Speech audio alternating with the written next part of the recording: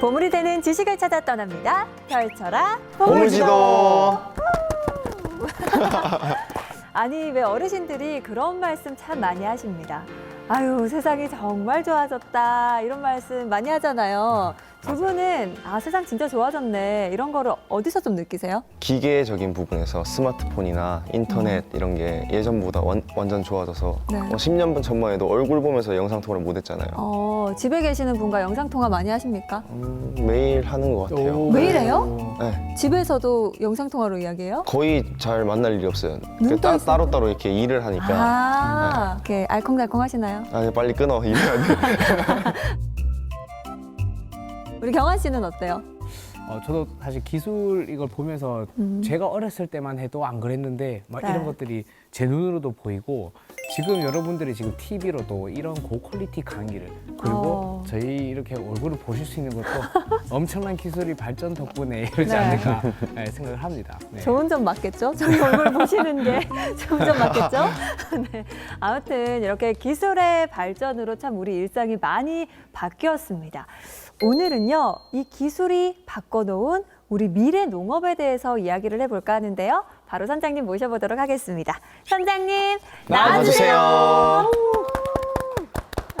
와. 아이고 반갑습니다. 반갑습니다.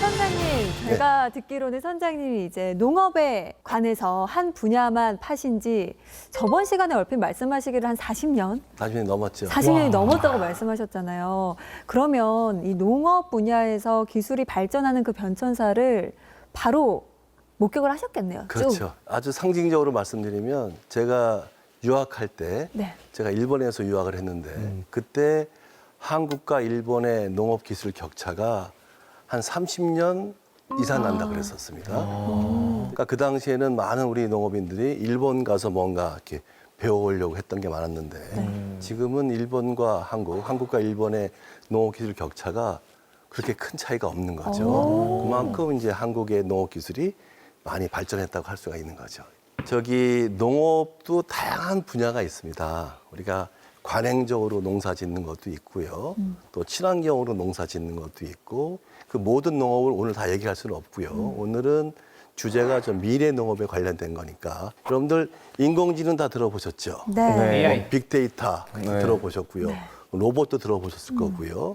4차 산업혁명의 기술이 농업에도 접목이 되면서 그 미래 농업이 새로운 변화를 보이고 있는데 그래서 오늘 주제는 AI가 바꾸는 농업의 미래는 어떤 모습일까? 와. 한번 얘기해 보면 재밌지 않을까요? 네, 네, 궁금해요. 재밌을 것 같아요.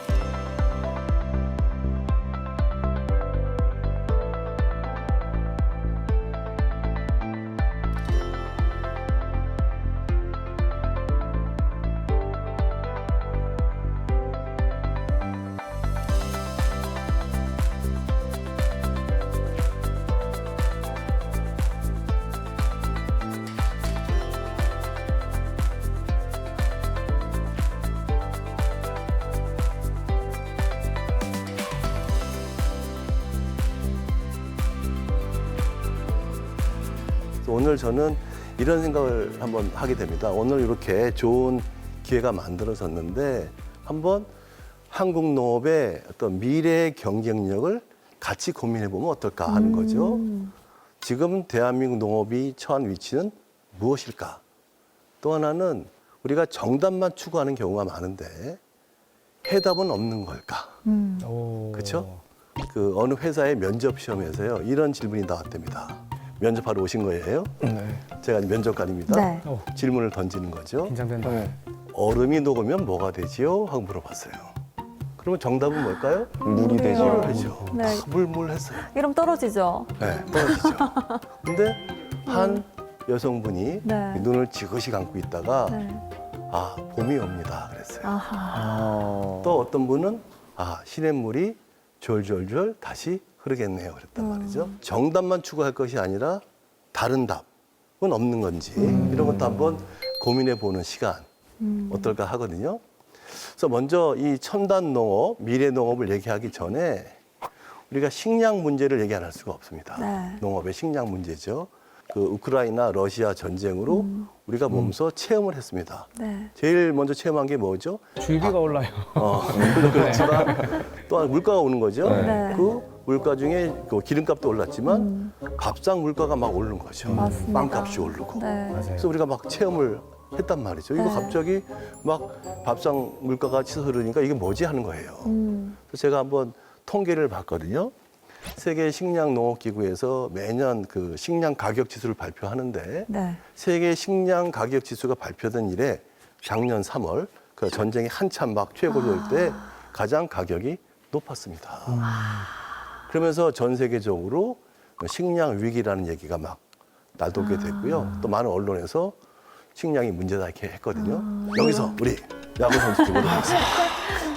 또 질문. 지난번부터 계속 그러네요. 내가 그죠? 제일 먼저다. 이 자리가 별로 안 좋은 자리 같아요. 이 자리가 그렇죠. 항상 불편합니다. 눈이 제일 잘 마주치는 자리. 자, 우리 그 인욱 씨한테 질문 드리고 싶은 것은 대한민국의 식량 자급률이 몇 퍼센트 될 것 같아요?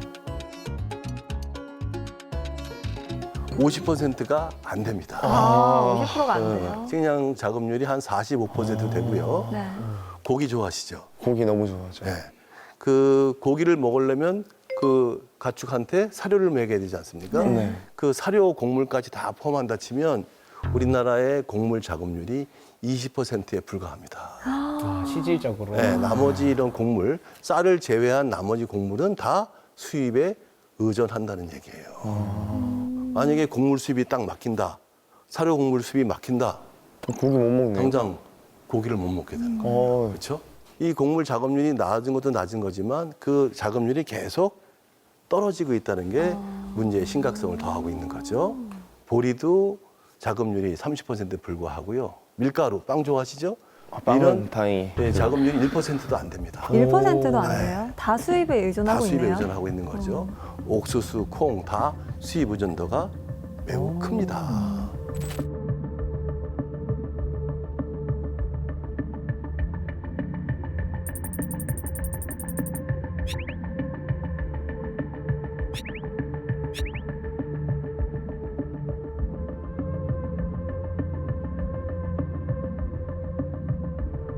이런 상황에서요, 그 영국의 이코노미스트 거기서 재밌는 걸 발표합니다.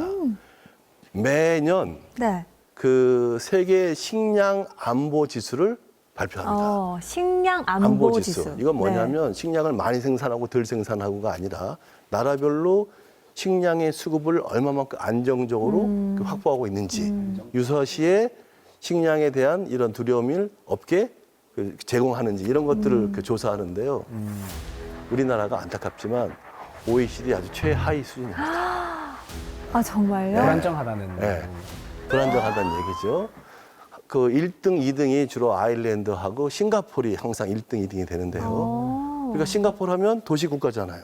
네. 거기는 농업 생산량도 별로 없잖아요. 그러게요. 항상 세계 식량 안보 지수가 1등 내지 2등을 왔다 갔다 합니다. 거기도 거의 수입을 할 것 같은데. 네. 근데 여기도 식량의 90%를 수입하고 있는데 네. 이 나라는 왜 식량 안보 지수가 높을까? 우리보다 수입 의존도가 높지 않습니까? 네. 그럼에도 식량 안보 지수가 높은 이유는 혹시 인구가 적어서 그런가요? 그건 아니고요. 수입하는 국가가 무려 170개국이나 됩니다. 아, 여러 군데서. 하니까 한 나라가 문제가 생길 때 그 역시. 타격을 최소화할 수 있는 거죠. 분산해서. 네, 분산해서 하다 네. 보니까 이런 면에서 싱가포르 같은 경우에는 안보 지수가 높다고 할 수가 있는 거죠. 자, 식량 위기라는 얘기를 많이 들어보셨잖아요. 네. 자, 식량 위기가 올 것 같아요? 안 올 것 같아요? 저 보는 표정이 별로 안 좋아요. 둘 중 하나다. 올 것 같아요? 안 올 것 같아요? 올 것 같긴 해요. 네, 그렇죠? 네. 이 식량 문제도 수요와 공급이 어떤가를 한번 보자 이거죠. 먼저 수요 측면을 볼까요? 네. 자, 갈수록 인구가 많아져요. 늘어나고 있습니다. 네. 인구가 지금 80억에서 조만간에 100억까지 간다고 네. 얘기하지 우와. 않습니까?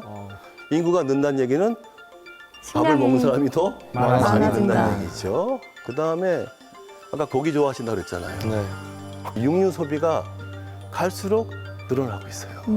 특히 중국 같은 나라입니다.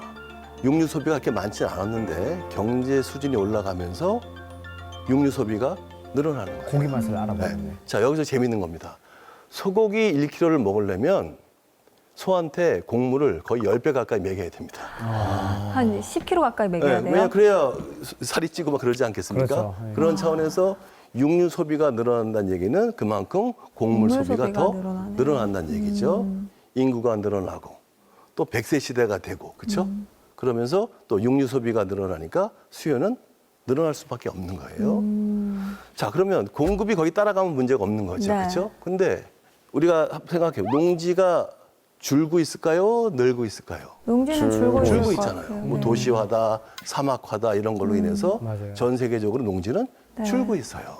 또 중요한 거 기후 변화죠. 그죠? 네.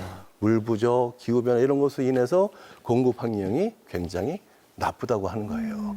자, 근데 더 중요한 게 있어요. 전 세계적으로 보면 그렇지만 네. 또 이게요. 식량이 넘치는 나라는 또 넘칩니다. 그야말로 이 포식에 빠져 있는 거죠.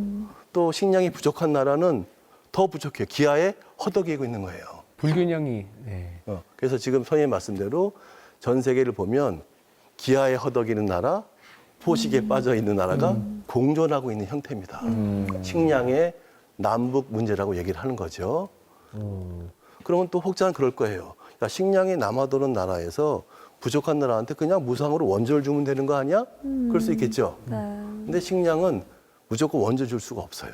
맞아요. 왜냐하면 그 나라의 식량을 팔던 나라 입장에서는 팔 곳이 없어지는 거잖아요. 세계 무역에 왜곡을 가져오기 때문에 식량 원조도 일부분에 한정돼 있는 겁니다. 그런 차원에서 지금 식량의 남북 문제도 꽤 심각하다. 이렇게 말씀드릴 수가 있는 거거든요.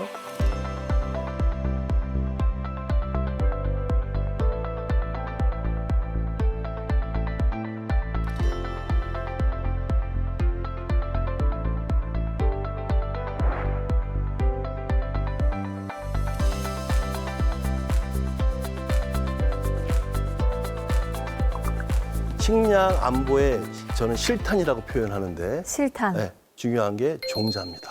종자, 종자. 씨드. 네, 씨드, 씨앗인데요. 고기 먹을 때 청양고추 좋아하시죠? 나 좀 봐야지. 청양고추 좋아하죠? 네. 청양고추가 너무 좋아해요. 우리 걸까요? 아닐 걸까요?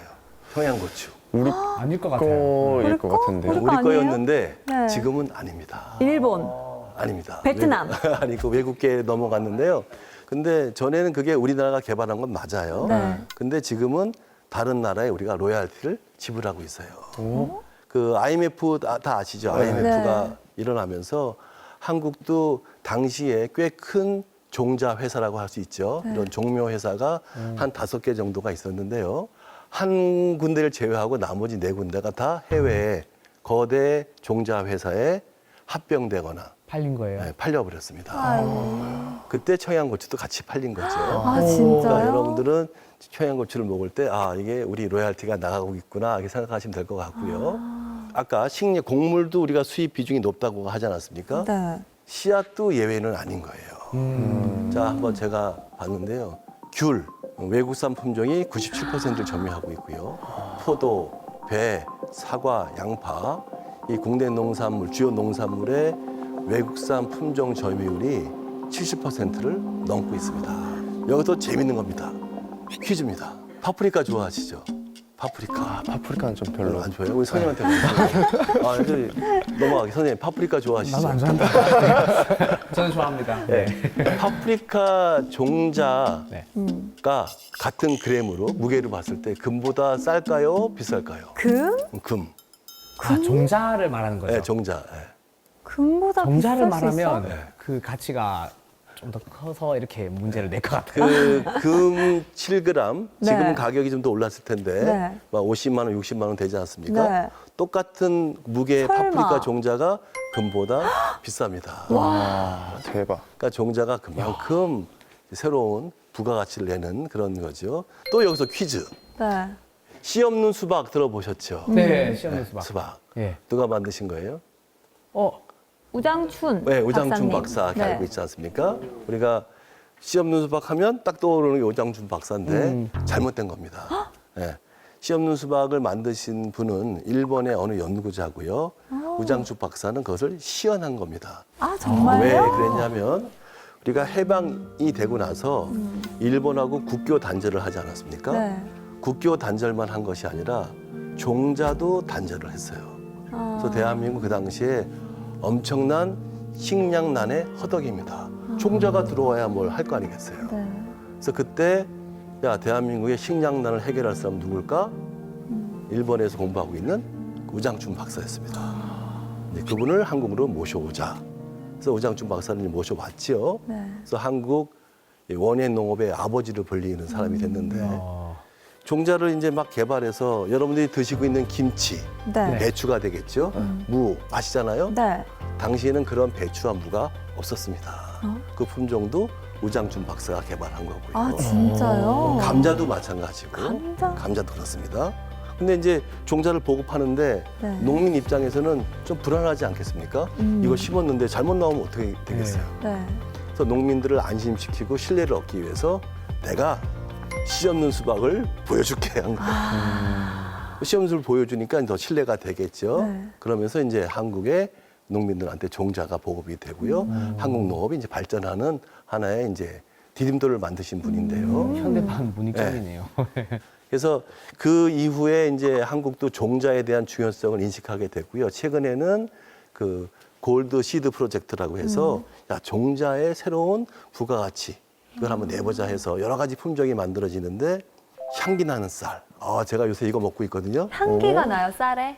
누룽지 향이 쫙 납니다. 쌀에? 네, 쌀에. 구수한 네. 그 향이. 그래서 어느 우와. 민간 육종 회사가 만든 쌀인데 네. 굉장히 맞은 쌀이고요. 네. 또 요즘에 그 샐러드 좋아하지 않습니까? 좋아하죠. 샐러드 보면 작은 그 양상추가 있어요. 네, 아, 맞아요. 동그란 거. 네, 보시죠? 네, 그것도 조만한 거. 1인용 소형 양배추가 되겠죠. 네. 그것도 우리가 개발한 거고요. 아. 또 파프리카도 맨날 수입만 하는 것이 아니죠.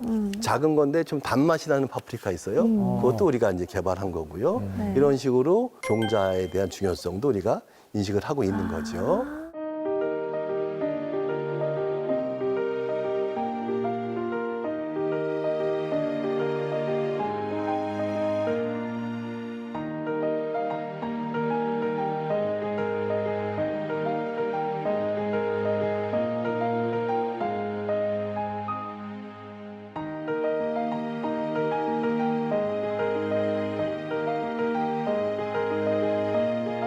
이제 본격적으로 미래 농업을 얘기하려고 합니다. 지난번에 우리가 사진에서 봤지만 1950년대 우리 보릿고개 그쵸? 네. 60년대 식량 문제를 해결하기 위해서 뭐 새마을 운동도 막 펼치고 그러지 네. 않았습니까? 그 결과 한국 농업은요, 농업 기술이 발전을 해서요, 전 세계 식량 해결에 도움을 주고 있는 나라로 바뀌고 있는 거예요. 한국이요? 한국이요. 기술이 기여를 할수 있는 기여가 정도다. 아프리카 쪽이라든지 네. 이런 개발도상국 쪽에 우리의 기술이 나가서 그야말로 K 농업이 나가서 세계 식량 그 문제에 이제 조금 기여를 하고 있다는 거 좀 자랑스러운 거죠. 사실은. 그러면은 식량 안보 지수가 저희가 최하위기는 해도 이런 네. 기술력이 있으니까 조금 긍정적으로 미래를 그렇죠. 좀 바라봐도 될까요? 그겁니다. 근데 지금 세계적으로요 엄청난 뭐 변화, 전환의 시기에 있는 것 같아요. 전 이거 갖다가 이 트랜스포메이션이라고 얘기하는데요. 첫 번째가 국제 관계의 변화입니다. 우리 당장 전쟁으로 느끼셨지 않습니까? 네. 전쟁으로 인해서 가장 우리가 피부로 느끼는 게 식량 안보였어요. 그렇죠? 식량 안보. 그걸 느끼지 않습니까? 네. 두 번째가 에너지 트랜스포메이션이라고 얘기하는데 기후 변화가 되겠죠. 기후 변화로 인해서 식량 생산에 많은 영향을 미치는 거죠. 자, 또 하나가 있습니다. 그게 저는 인공지능, AI 트랜스포메이션을 얘기하는데 이 첨단 기술이 농업의 접목이 되면서 네. 야, 어쩌면 이게 농업의 새로운 솔루션이 될 수 있지 않을까 하는 기대를 주는 거죠. 제가 농업한 지 한 40년이 넘었다고 하지만 사실은 요즘이 제일 가슴이 설렙니다. 왜요? 왜 그런지 아세요? 왜요? 전에는 농업하면 늘 힘들고 어렵고 그런 거였다 치면 요즘에 전 세계적으로 이렇게 농업이 주목을 받았던 적은 별로 없었습니다. 전 세계적으로요. 이제는 글로벌 IT 기업이 농업을 주목하는 거예요. 예를 들면 구글, 마이크로소프트, 또 금융 쪽에서 골드만삭스. 그 글로벌 기업들이 농업에 관심을 갖고 투자를 하는 거예요. 선생님 여쭤볼게요. 네. 왜 이런 글로벌 IT 기업, 금융 기업들이 농업에 투자를 할까요?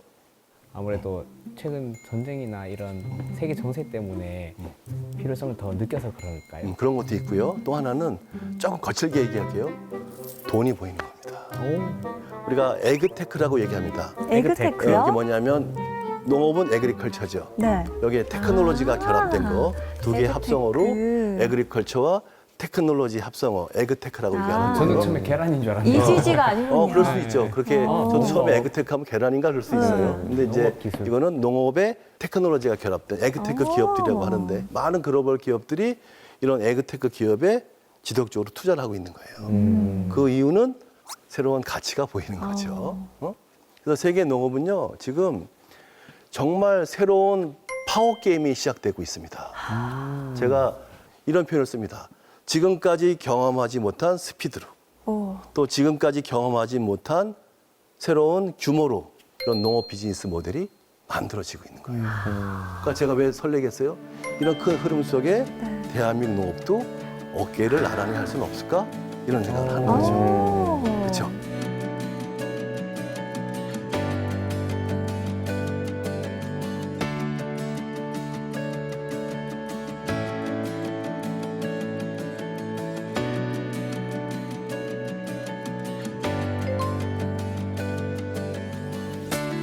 조금은 어려운 역사 공부를 한번 해보겠습니다. 이 농업도 근대 농업에 들어와서요, 한 2번 정도의 혁명적인 일을 겪습니다. 그 1700년도, 1730년도 정도 될 거예요. 네. 혹시 윤작법이라고 못 들어보셨죠? 윤작법이요? 윤작 돌려짓는 그 거예요. 1년에 한 번만 하는 게 아니고 그렇죠. 여러 번. 이야. 역시 선생님 다르십니다. 역시 뭐 있어 보이지 않아요? 오, 네. 전에는 이 윤작법이 개발되기 전에는요, 그 우리 전문 용어로 삼포식 농업에서 포장이 3개 있는 거죠.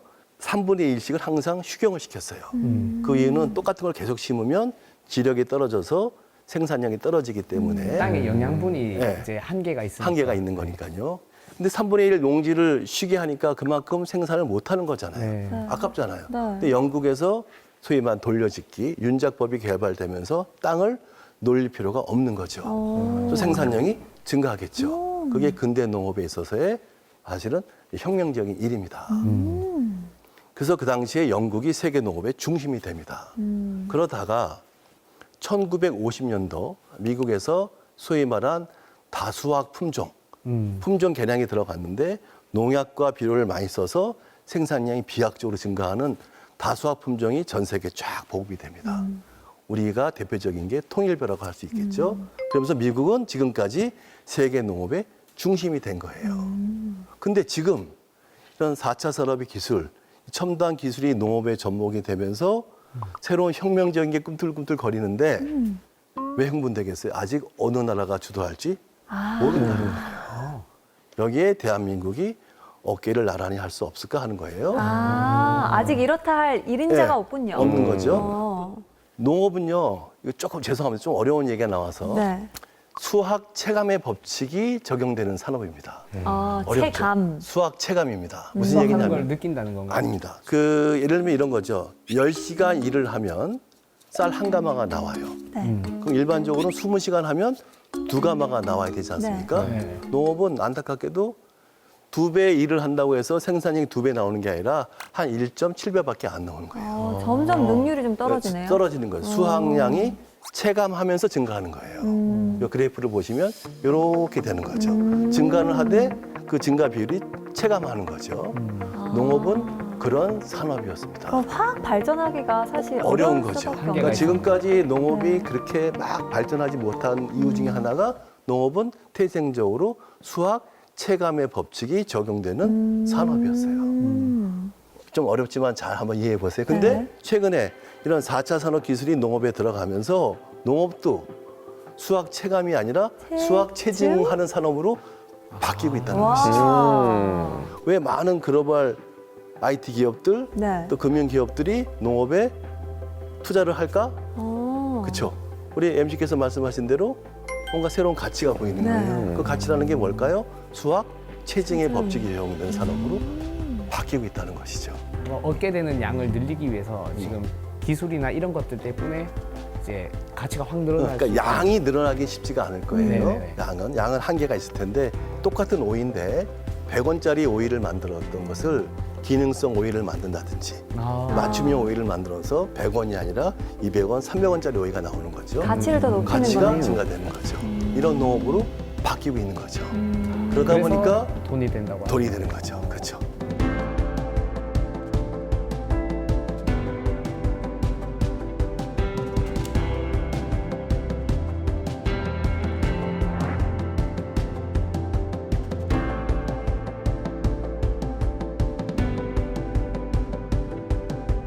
그래서 이런 첨단 과학 기술, 테크놀로지가 농업의 접목이 되면서 농업은 생산부터 소비까지 그야말로 황골탈퇴가 되는 거예요. 오. 기존의 농업이 아닌 거죠. 우리가 알던 농업이 더 이상 아니네요. 그런 거죠. 네. 네.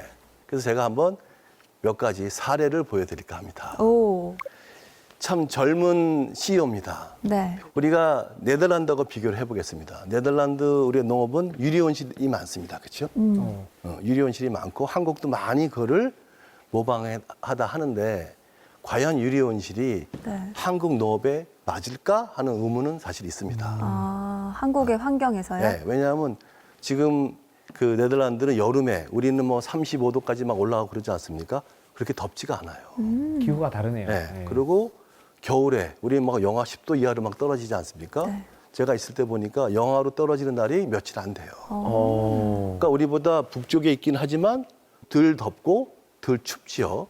그러다 보니까 온실을 만들어 놔도 냉방비나 난방비가 덜 들겠죠. 근데 우리나라 같은 경우에는 많이 춥고 많이 더우니까 난방비도 많이 들고 맞아. 냉방비도 많이 드는 거죠. 경영비가 많이 드니까 수진 내기가 쉽지가 않은 거죠.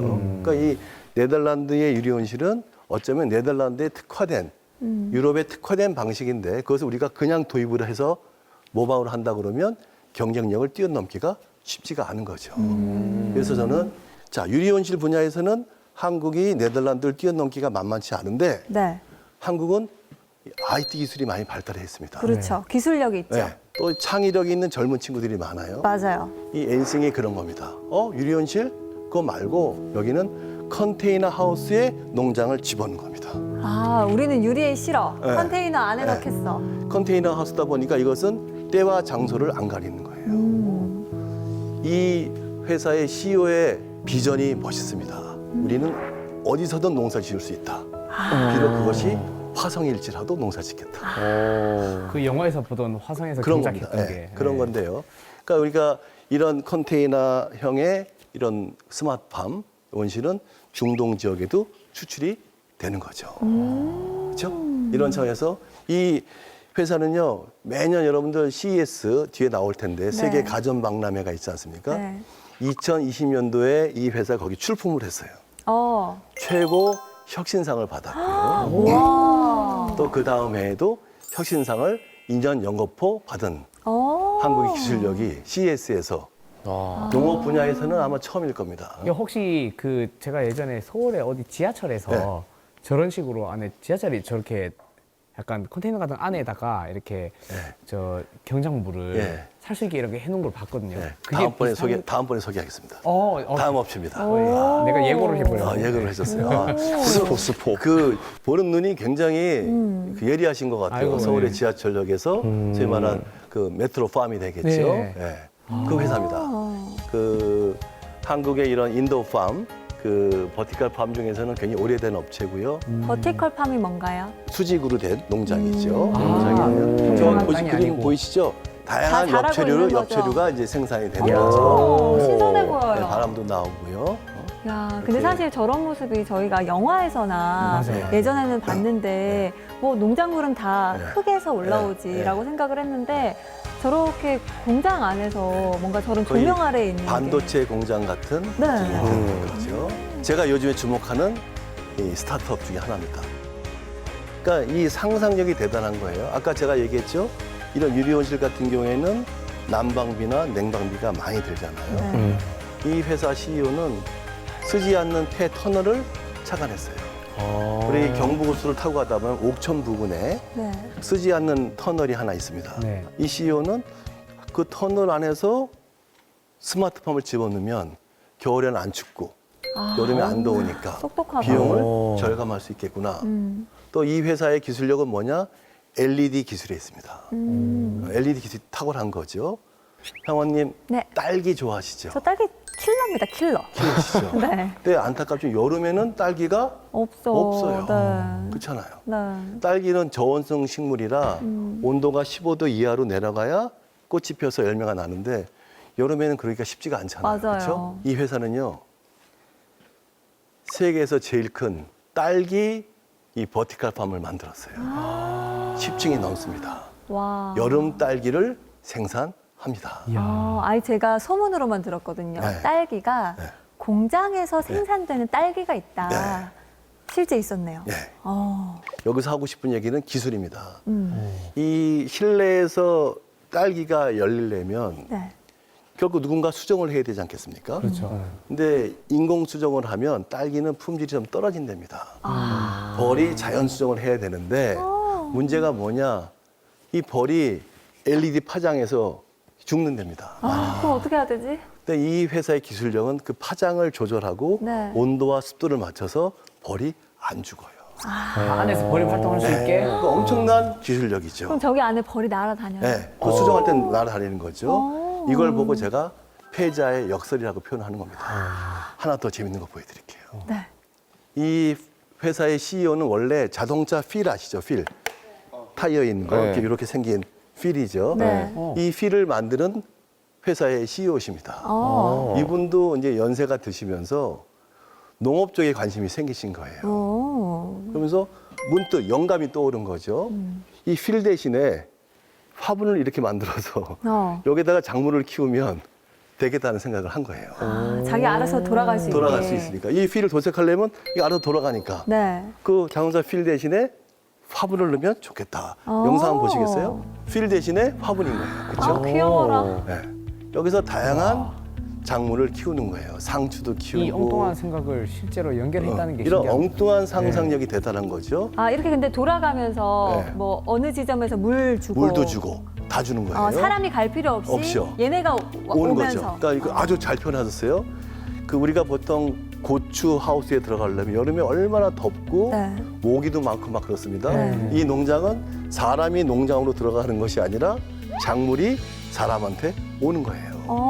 물 주세요, 밥 주세요 네, 하면서. 오는 거죠. 똑똑하네. 또 좋은 게 뭐냐면 수확도 안에 들어갈 필요가 없이 작물이 사람 앞으로 옵니다. 고령 농가도 할 수 있고 장애가 있으신 분들도 얼마든지 할 수가 있는 거죠. 예전에 농촌 일 도울 때는 엉덩이에 방석 이거 그렇죠. 붙여놓고 네. 이렇게 다니면서 이렇게 네. 했는데 네.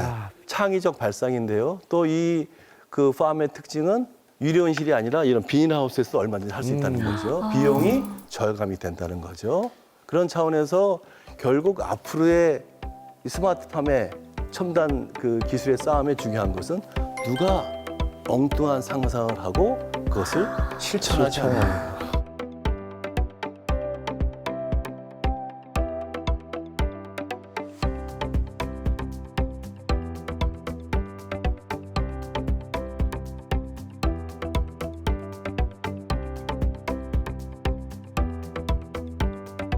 (2016년으로) 기억하고 있는데요. 네. 세계의 바둑 대결이 있었죠. 네. 알파고와 이세돌. 이대열 씨 간의 이세돌과 세계- 알파고. 네. 있었잖아요. 누가 이겼어요? 알파고. 알파고가 이겼죠. 네. 놀라운 건 그겁니다. 그런 걸 보고 또 엉뚱한 상상을 하는 거예요. 자, 그러면 작물에서 사람하고 인공지능과 대결하면 누가 더 잘할까? 농부와 그렇죠. AI가. AI가. 이런 생각할 수 있지 않겠습니까? 그걸 중국의 텐센트 네. 아시죠? 그 IT 기업이죠. 큰 텐센트. 기업에서 네. 생각을 한 거예요. 근데 이걸 하려고 보니까 어느 나라가 할 수 있지? 찾아보니까 네덜란드였어요. 네덜란드. 네덜란드는 주요 원예 작목이 되겠죠. 상추나 토마토나 오이 이런 원예 작물에 대해서 20년 이상 데이터를 축적해서 네. 인공지능으로 농사 질 수 있는 소위 말하는 시뮬레이터가 존재했습니다.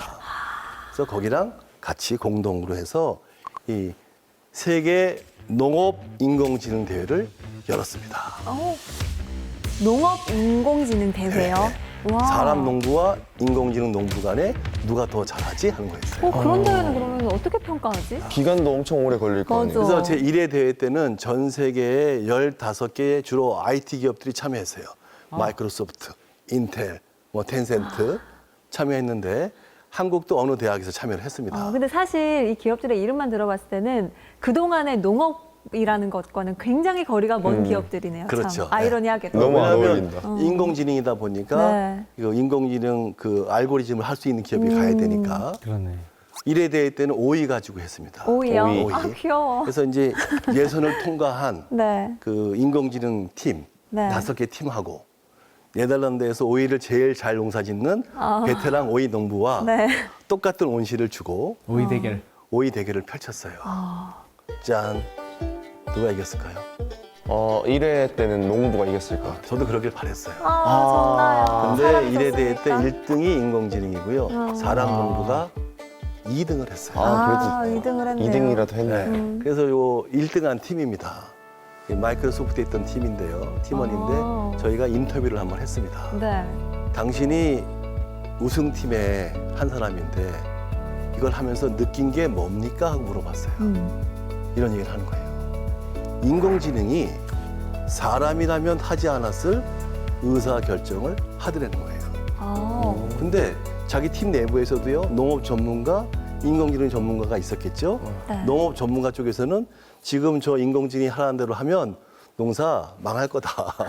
하지 마라 그랬대요. 네. 근데 그 팀장이 되겠지. 팀장이 야, 대회가 인공지능 대회니까 한번 인공지능이 하라는 대로 해보자 한 거예요. 퍼포먼스가 더 잘 나온 겁니다. 제가 이걸 보고요. 조금 의문이 들었어요. 네.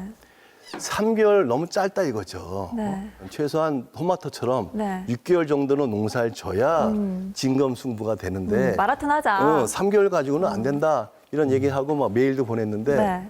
제 얘기를 들어서 그런 건 아니지만 2회 대 공고가 딱 뜬 거예요. 2회 대회. 토마토로. 토마토로 한다는 이번엔 거예요. 토마토다. 6개월간 한다는 거예요. 음. 그래가지고 저희가 팀을 꾸렸습니다. 출전하셨습니까? 출전했습니다. 이야. 네, 저희 팀원입니다. 저기 저 보이죠? 저만 나이가 60이고요. 나머지 다 20대, 30대입니다. 근데 티가 안 납니다. 아, 정말요? 선생님. 네. 그래서 2회 대회 때는 전 세계 21개 팀이 참여했는데 네. 주요 기업, 중국 같은 경우에는 중국의 농촌진흥청이라 할 수 있는 거대 기관이 참여했고요. 국가적으로 우리 또. 한국만 외인 구단입니다. 아하. 저희가 이제 이 사람 저 사람 뽑아서 네. 하는데요. 쉽지 않았겠다 진짜. 운이 좋았던 게 저희가 예선을 통과했습니다. 통과했어요. 그 쟁쟁한 경쟁자들 네, 사이에서. 네. 2회 대회 때도 예선을 통과한 5개 팀과 네덜란드에서 토마토 농사를 제일 잘 짓는 그야말로 일등 토마토의 왕이죠. 네. 그분하고 같이 대결을 한 거예요. 6개월 동안. 6개월 동안. 네. 시간은 일주일만 딱 줍니다. 저희는 그동안 카메라와 센서를 설치하고 한국으로 왔어요. 그럼 일주일 동안 설치를 하고 그 뒤에 어떻게 손볼 수는 없고 없는 거죠. 우리는 못 6개월 들어갑니다. 인공지능한테 맡겨놓고. 네, 거기 들어갈 수 있는 사람은 심사위원이나 관리자밖에 못 들어가는 거죠. 그리고 그 뒤에 6개월 이후에 결과를 보고 이제 네, 판정을 그런 하는 거죠. 거군요. 그래서 저희는 한국으로 돌아왔어요. 네. 놀라운 거. 너무 잘 자라. 우와. 너무 잘 자라는 거예요. 기특해라. 네, 너무 잘 자라는 거예요. 네. 저희 팀이요. 세계 3등을 했습니다. 와. 야, 아주 이거 정말 진짜 대단한 박수 거예요. 쳐드려야 네. 됩니다. 와. 우리 한국의 드림팀 디지로그가 세계 3등을 했고 막 우리 팀원 중에 한 친구가 막 좋아서 날뛰는 모습이죠. 네, 저러실만 하네요. 네. 그래서 제가 이 대회를 겪으면서 느낀 겁니다. 농업의 경쟁력이 바뀌고 있구나. 과거에 한 농가의 경쟁력, 한 나라의 농업의 경쟁력은 어떤 장비를 갖고 있지, 어떤 시설을 갖고 있지, 어떤 기술을 갖고 있지, 이게 농업의 경쟁력이다 치면 앞으로는 야, 우리는 어떤 인공지능 알고리즘을 쓰고 있지, 어떤 빅데이터를 갖고 있지, 이렇게 바뀌는 거예요.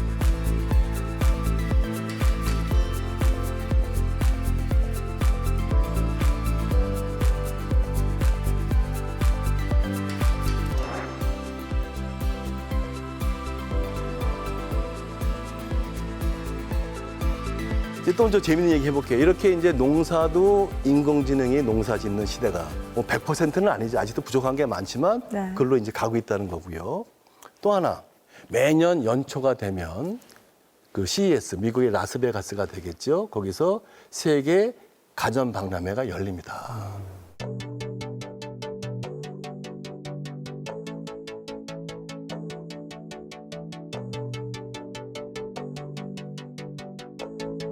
근데 말 그대로 세계 가전 박람회입니다. 네. 전자 박람회가 되는 거죠. 오. 근데 2019년도에 CES 때 네. 진짜 인기가 있었던 게 전자제품이 아니었어요. 설마 설마 상추. 농업 관련? 햄버거였어요. 예. 햄버거였어요. 그래서 이걸 만드신 분은 2019년도에 소고기, 그 다음에 돼지고기가 만들어냈고요. 고기 좋아하시잖아요. 네. 좋아하시는데 명절 때 우리가 고기 선물을 받으면 기분이 좋죠. 네. 근데 안타깝지만 만약에 내 집 주위에 축사가 들어온다. 아. 그러면 조금 불편한 건 사실이잖아요. 왜 냄새 그럴까요? 날까 봐. 냄새. 환경 냄새 때문에 네. 그런 거죠. 그런 거에 착안한 거지만 이 회사의 미션은 2035년까지 지구상의 축산을 대체하겠다는 거였어요. 그렇죠. 근데 이제 네. 저같이 농업하는 사람 입장에서는 축산 농가를 생각 안 할 수가 없잖아요. 네. 그렇죠. 이걸 보고 막 걱정이 되는 거예요. 그것도 먹고 살아야 돼. 그래서 제가 이걸 보고 나서 축산 농가들을 이렇게 오시게 했죠, 저한테. 제가 이런 표현을 썼습니다. 지금 세계 축산업계는 식물성 고기의 습격이다. 아하. 이걸 막을 수가 없다. 그렇죠? 그렇죠. 왜냐하면 소비자 입장에서는 또 많은 비건들이 있지 않습니까? 네. 그래서 우리 그 축산업계는 식물성 고기화하고 경쟁해야 되는 새로운 게임의 법칙에 직면해 있는 거예요. 우리 한우 농가 입장에서는 네. 지금까지 최고의 경쟁 상대는 누구였습니까? 미국산, 외국산 미국산 소고기. 쇠고기였어요. 네. 어느 날 갑자기 식물성 고기가 경쟁 상대가 된 거예요. 이 식물성 고기는 축산물일까요? 아닐까요? 아니죠. 축산물이 아니에요. 네. 그렇네. 대한민국 농식품부에 식물성 고기를 담당하는 부서가 있을까요? 없을까요? 없어요. 없어요. 근데 우리 축산농가 입장에서는 새로운 경쟁 상대가 만들어진 거예요. 안 되는데 그 막창 어디서 구해? 그래서 이걸 먹어봐야 되겠다. 네. 그래서 그때 오. 그 검색을 해보니까 네. 원래는 미국을 가려고 했는데 네. 비행기 값이 너무 비싸더라고요. 그래서 딴 데 보니까 홍콩에 네. 이 식물성 고기를 파는 업체가 8군데가 있더라고요. 오. 제가 1박 2일로 갔다 왔습니다. 어떠셨나요? 네, 맛이요. 말하지 않으면 네. 몰랐을 것 같아요. 정말요? 그다음에 또 하나, 와, 대박이다. 우리가 보통 햄버거를 먹으면 네. 그 고기가 좋은 고기를 안 쓰는 경우가 많지 않습니까? 그렇죠. 햄버거는. 이거는 먹고 나면 속이 더부룩하거나 묵직함이 오히려 없었어요. 아, 오히려 속도 편안하고. 미국 가전 박람회 네. 거기에 먹는 게 들어갔다는 것도 재밌지 않습니까? 그렇죠. 그다음에 작년이 되겠죠. 2022년 CES에 매년 새로운 카테고리가 들어가는데 작년 같은 경우에는 첫 번째가 NFT가 들어갔어요. 네. 그거는 뭐 납득이 돼요. 네. 두 번째가 이 스페이스 테크놀로지, 우주 기술도 들어갔어요. 세 번째 처음으로 농업이 들어갔습니다. 푸드테크라는 게 있어요. 그래서 농업의 생산부터 뭐 가공, 보관, 운반, 조리 전 분야에 새로운 테크놀로지가 접목된 것을 CES에서 이제 볼 수가 있는 거죠. 또 식품, 그러니까 농업을 포함한 식품에 테크놀로지가 들어간 거, 일명 푸드테크라고 하는 거죠. 이게 들어갔어요.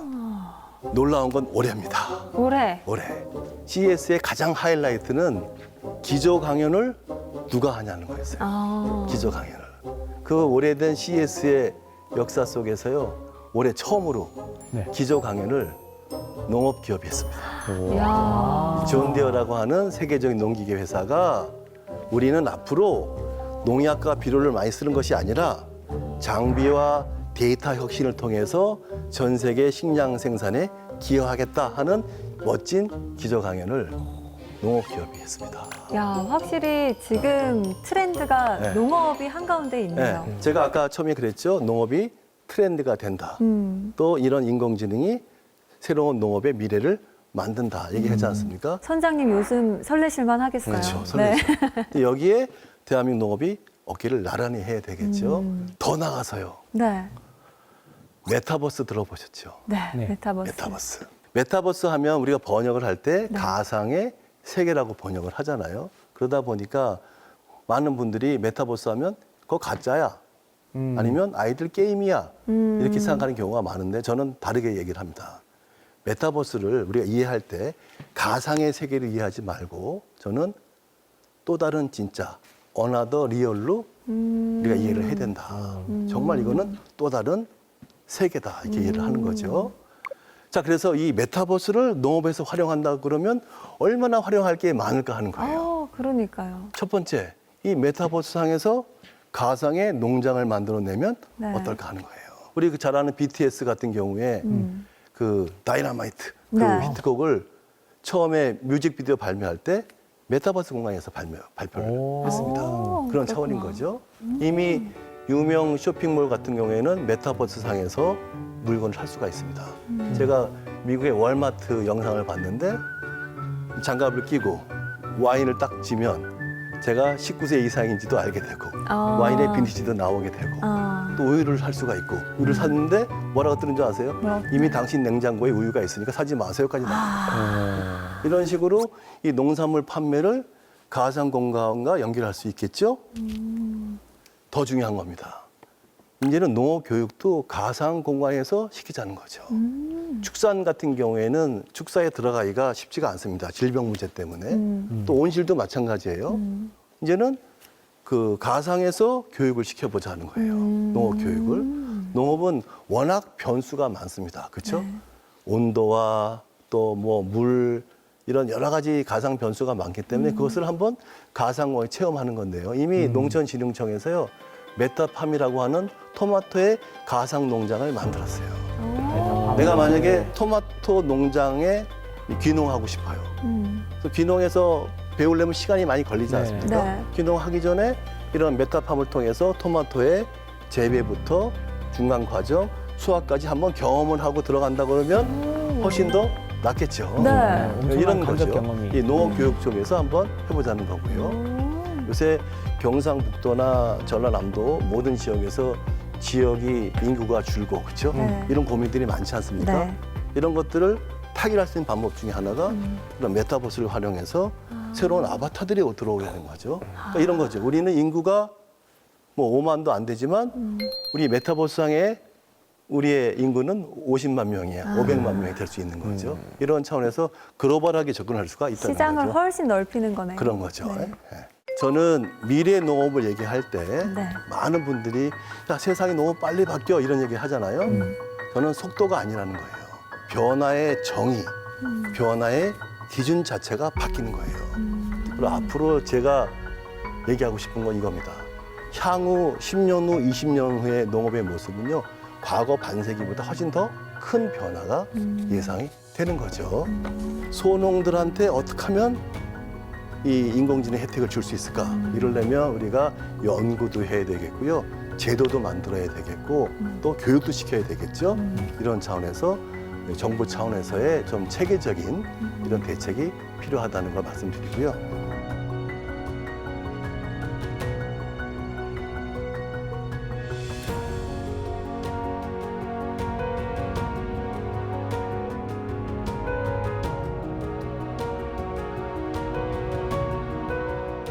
저 기호화 보시죠. 기호.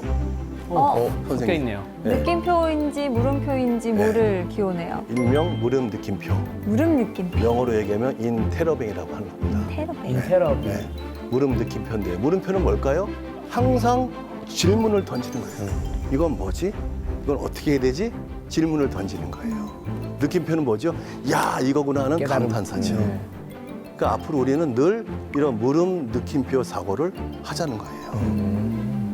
이게 제가 얘기하는 창조적 플레이어입니다. 창조적 플레이어. 우리 농업계에도 이런 창조적 플레이어가 많이 나와야 되는데요. 저는 이렇게 정의를 해요. 이 창조적 플레이어는요, 상대방이든 경쟁자든 네. 심지어 그들의 고객이든 그들의 예상을 뛰어넘어야 되는 거예요. 이제 우리들이 미래 농업이라는 것은 네. 우리가 미래는 가지 않은 길을 가는 거잖아요. 네. 우리가 미래 농업 얘기할 때 가본 사람은 없어요. 그렇죠? 결국 상상력과 열정이 있어야 되는 거죠. 그리고 거기에는 밑바닥에 뭐가 있어야 되는 줄 아세요? 우리 농업인들의 아픔, 애환 이런 것들이 있어야 돼요. 그 기초하에 우리가 미래 농업을 상상할 때 한국 농업만의 새로운 경쟁력을 만들 수 있다. 여러분들도 많이 상상력 있으면 얘기를 해줬으면 좋겠습니다. 이상입니다. 와. 정말 오늘도 너무 농업과 관련된 이야기를 했지만 그 넘어서 너무 많은 것을 얻어갈 수 있는 시간이었는데 두 분은 오늘 들으시고 또 궁금한 점 없으셨어요? 저는 사실 오늘 궁금하다기보다 제 생각이 좀 많이 바뀐 것 같아요. 우리나라가 이제 땅덩이가 좁으니까 사실 뭐 미국처럼 어떤 대규모의 농업하기는 이제 어렵다. 그리고 이제 사실 여기서 농업으로서 크게 해석하기 좀 어렵지 않을까 이런 생각을 좀 했었는데 도시 안에서도 사실은 할 수 있는 일이 되는 거잖아요.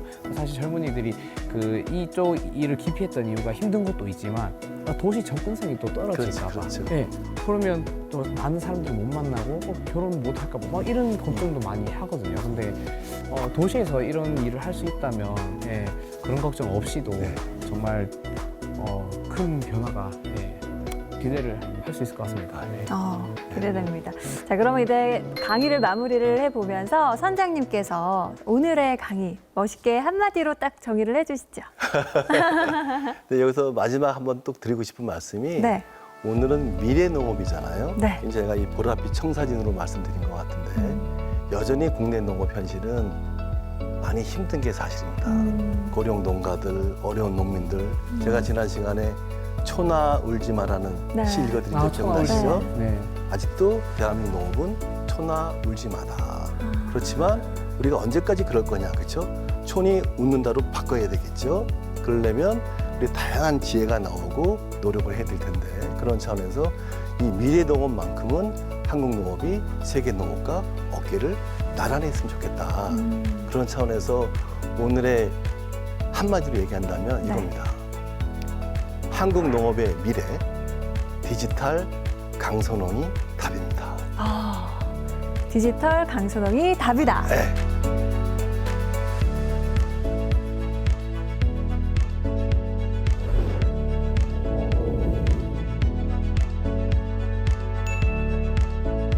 오늘 사실 저는 강연을 들으면서 산업화가 이루어지고 농업이 사양산업화 됐다고 생각을 했는데 지금 보니까 기술을 입은 농업은 앞으로 미래 산업을 여는 열쇠가 될 수 있겠구나라는 생각이 들었습니다.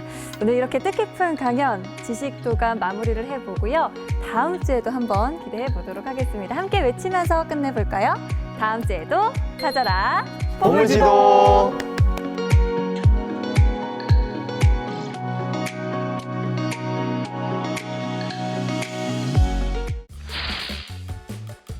짜잔! 저희가 녹화 장소가 이렇게 바뀌었어요.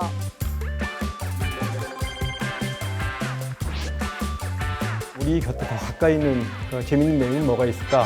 노랫말에 대해서 좀 한번 써봐야겠구나. 노랫말이요?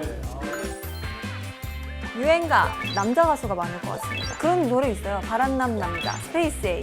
역시 정답입니다. 역시 정답. 제가 나름 라디오에서 향원이의 1999이라는 코너를 진행하거든요.